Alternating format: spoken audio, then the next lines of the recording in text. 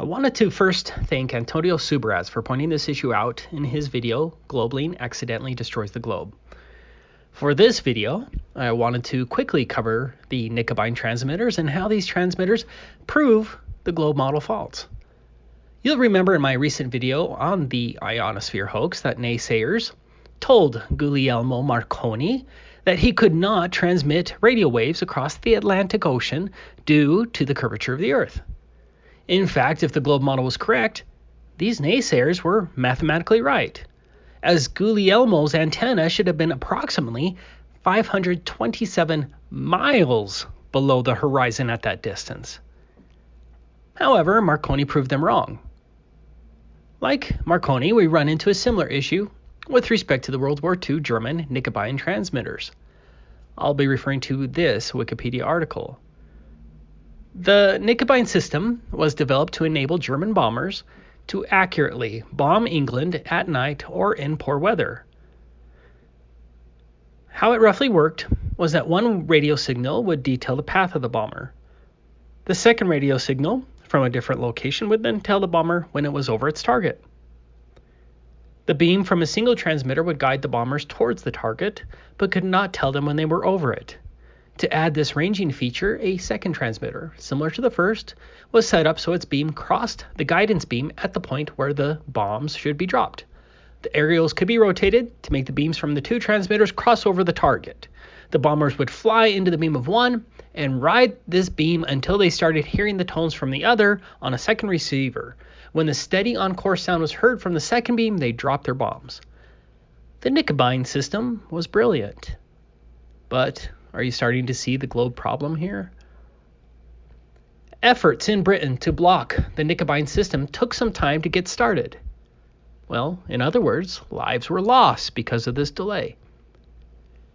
British intelligence at the Air Ministry, led by R.V. Jones, became aware of the system when the Royal Aircraft Establishment analyzed a downed German bomber's Lorentz system and observed it was far more sensitive than required for a mere landing aid.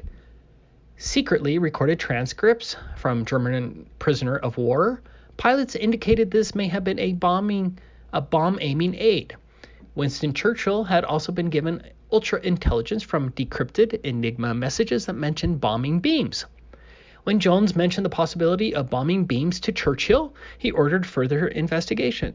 The British codenamed the system Headache. Many in the Air Ministry did not believe that the system was in use.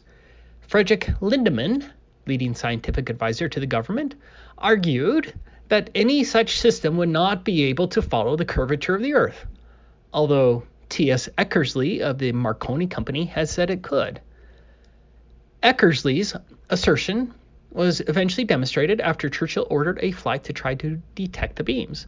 The RAF lacked equipment capable of detecting 30 to 33 megahertz Lorentz signals, so they purchased an American Helicopter's S-27 amateur radio receiver from a shop in Lisle Street, London. The receiver was fitted into an Avro Anson and operated by a member of the Y Service. The flight was nearly canceled when Eckersley withdrew his assertion that the beams could bend round the Earth. Jones saved the flight by pointing out that Churchill himself had ordered it, and he would make sure that the Prime Minister would get to know who canceled it. The crew were not told any specifics and were simply ordered to search for radio signals around 30 megahertz having Lorentz characteristics, and if they found any, to determine their bearing.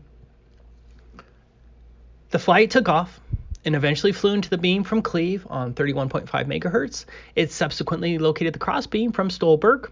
Its origin was unknown prior to this flight. The radio operator and navigator were able to plot the path of the beams and discovered that they intersected above the Rolls-Royce engine factory at Derby, at that time the only factory producing the Merlin engine. It was subsequently realized that the argument over whether the beams would bend around the Earth was entirely academic, as the transmitters were more or less in line of sight to high-altitude bombers. Let me point that out again. It was subsequently realized that the argument over whether the beams would bend around the Earth was entirely academic, as the transmitters were more or less in line of sight to high-altitude bombers. Is Wikipedia right? Were the transmitters in line of sight to the high altitude bombers. Line of sight is necessary because Knickebein was a line of sight system. So, where were these Knickebein transmitters? Here's a small map. Here's a video clip describing the curvature debate between physicist R.V. Jones and Churchill's leading scientific advisor, Frederick Lindemann. There is a Knickebein station at Cleves. Somehow, a transmission from it has been confirmed at this position over in England, and the simplest interpretation was that a navigational aircraft had been out, located where the beam was positioned on this particular occasion. Dr. Jones took the message to Professor Lindemann, his old tutor and now scientific advisor to Winston Churchill, and tried to persuade him of the serious threat posed by the Knickebein beams. But Lindemann was not convinced, pointing out that at the high frequencies necessary for an accurate beam, the curvature of the Earth would prevent its being directed against targets in Britain. Nevertheless, Dr. Jones was convinced that his theory was correct, that the German bombers were using their Lorenz blind landing sets to fly the long-range beams. And if this was so, then the threat was very grave indeed, because all German bombers carried this equipment as standard. Therefore, all of them were potential beam flyers. But Lindemann was not convinced, pointing out that at the high frequencies necessary for an accurate beam, the curvature of the Earth would prevent its being directed against targets in Britain. Was Lindemann right about the globe math? Lindemann was absolutely right about the globe math. The first transmitter was set up on Stolberg Hill, located near Denmark. The hill has an elevation of 142 feet. Let's say there was a 200-foot Knickebein tower on top of the hill, which looks something like this, giving a maximum transmission height of 342 feet. The target, the Rolls-Royce factory in Derby, was at an elevation of 180 feet. The distance between Derby and Stolberg Hill is 443 miles. That gives us a target hidden height of 117,504 feet.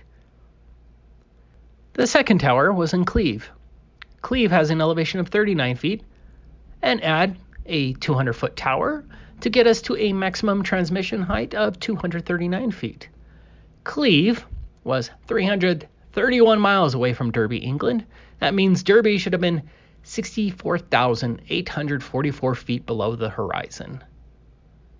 There is simply no way that there should have been any line of sight between the towers and the German bombers, which only flew at 19,200 feet.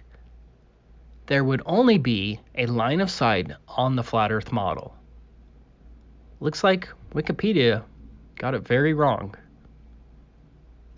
In summary, the line of sight Knickebein system is a very strong proof of the flat Earth and demonstrates the foolishness of those who believe in the imaginary curvature of the Earth.